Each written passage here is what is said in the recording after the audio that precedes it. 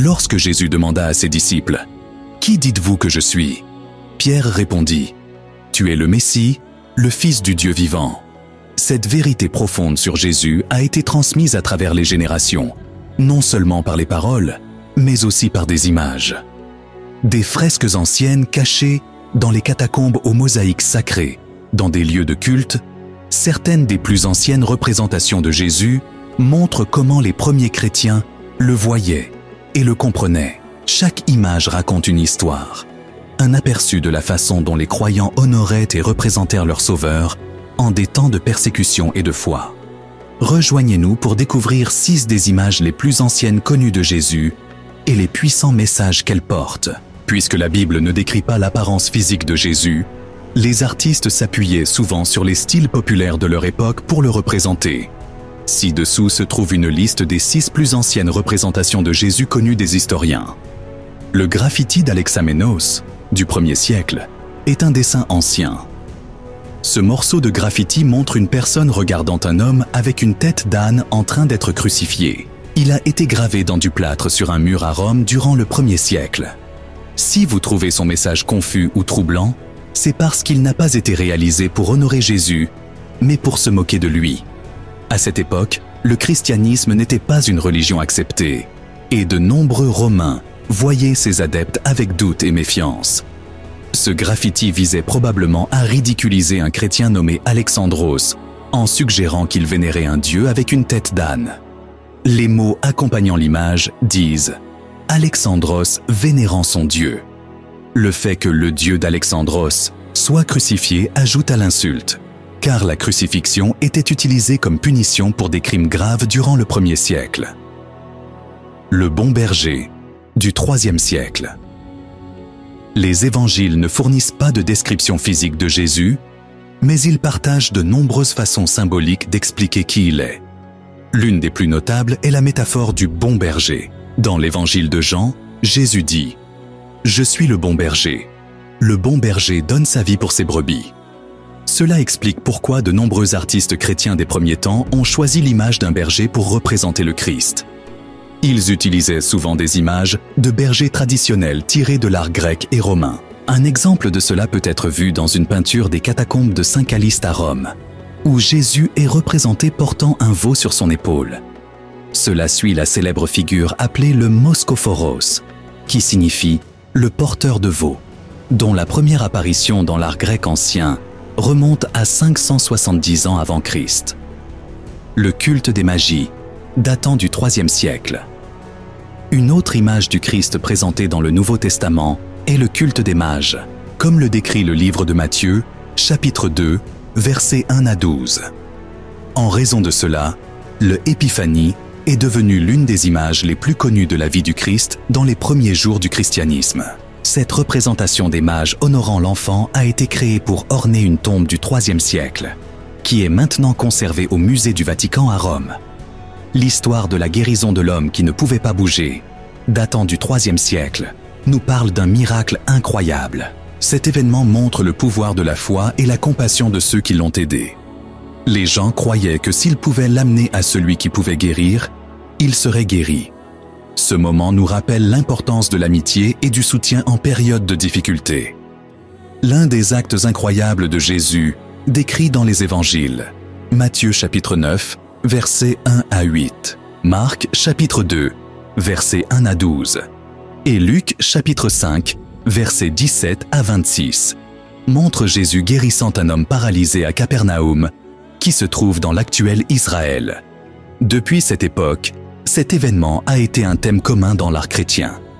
Une illustration de cette guérison, datant du 3e siècle, a été découverte dans le baptistère d'une ancienne église qui n'est plus utilisée en Syrie. Elle est considérée comme l'une des plus anciennes images du Christ que les historiens aient trouvées. Christ placé entre Pierre et Paul, du 4e siècle. Cette image du Christ, créée au 4e siècle, le représente aux côtés de Saint Pierre et Saint Paul. Elle a été peinte dans la catacombe des saints Marcellinus et Pierre le long de la Via Labicana à Rome, près d'une villa qui appartenait autrefois à l'empereur Constantin. En dessous des personnages principaux de l'œuvre, Jésus, Pierre et Paul, nous voyons Gorgonius, Pierre Marcellinus et Tiburtius, 4 martyrs qui ont été inhumés dans cette catacombe. Ils sont montrés en train de pointer vers l'agneau de Dieu sur son autel céleste. Christ Pantocrator, créé au VIe siècle. Le terme grec Pantocrator signifie « celui qui a le pouvoir sur tout ».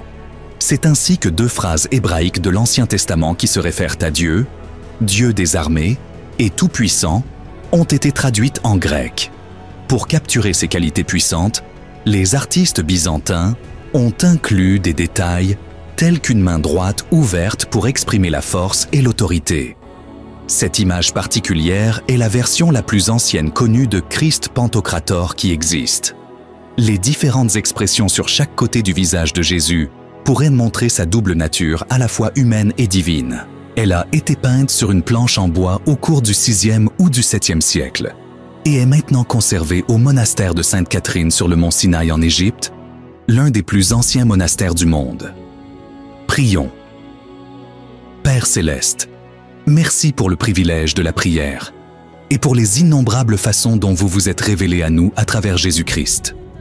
Merci pour les images durables de Jésus à travers l'histoire qui nous rappellent son amour, son sacrifice et sa présence éternelle. Seigneur, nous vous louons pour qui vous êtes, immutable, saint et débordant de grâce.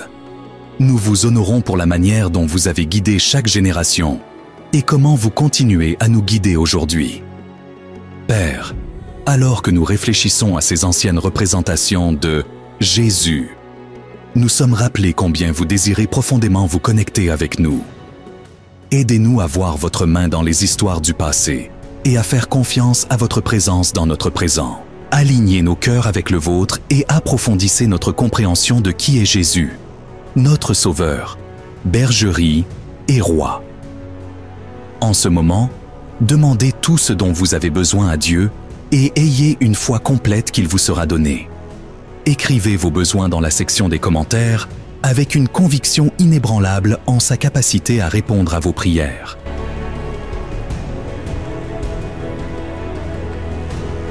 Nous remettons nos inquiétudes et nos distractions, plaçant notre foi dans votre amour inébranlable.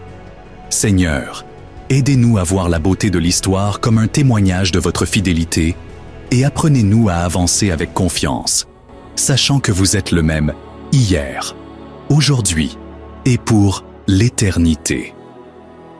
Guide-nous, Seigneur, à vivre d'une manière qui reflète Jésus dans notre propre époque. Puissions-nous être une image vivante de sa bonté, sa grâce et sa vérité dans le monde qui nous entoure. Merci d'être notre protecteur, notre leader et notre source d'espoir. Nous avons confiance que tes plans pour nous sont bons, tout comme ils l'ont été pour ceux qui nous ont précédés. Merci, Père, pour ta sagesse éternelle, pour ton amour qui traverse les générations et pour les façons dont tu révèles ta présence à travers Jésus. Puissions-nous avancer dans la foi, en nous accrochant à l'espoir qu'il est toujours avec nous.